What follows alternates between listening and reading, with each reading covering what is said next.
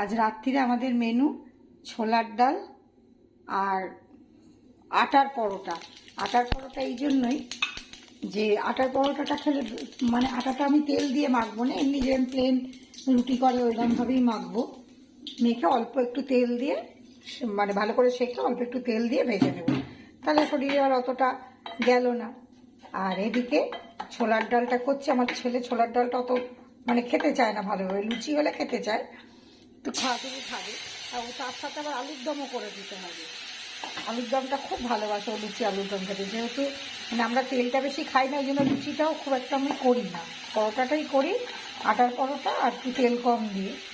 তা কী করবো, আমি ছোলার ডাল ভীষণ ভালোবাসি খেতে, একটা সময় নিজের ভালোবাসাটাকেও তো করতে হবে রান্না, তার জন্য একটু ছোলার ডাল আর এর মধ্যে একটু পনির দিয়েছি অল্প করে, আর কিশমিশ দিয়েছি অল্প করে, আর এই যে এখানে এই মশলা দিয়ে দুটো টমেটো দিলাম পাকা পাকা দিয়ে, এইবার এটাকে ভালো করে কষে ওই ছোলার ডালটা এর সাথে মিশিয়ে দেবো, দিয়ে নামিয়ে একটু গরম মশলা দিয়ে দেবো, ব্যাস। তাহলে অতটা তেলও শরীরে গেল না, অথচ খেতেও ভালো লাগলো।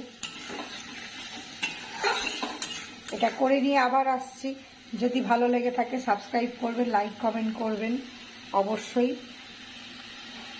ছোলার ডাল হয়ে গেছে, এইবার একটু এই কাসুরি মেথি একটু হালকা করে গরম করে গুঁড়িয়ে রেখেছি, এইটা দেবো, একটু গরম মশলা দিলেই পুরো হয়ে যাবে। এই দিয়ে দিলাম,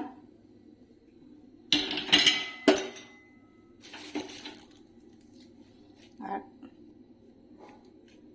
সামান্য গরম মশলা দিলাম, যাতেই হোক রাত্রির তো বেশি রিচ খাওয়া যাবে না, ওই জন্য সব অল্প অল্প দিয়ে এটা করলাম।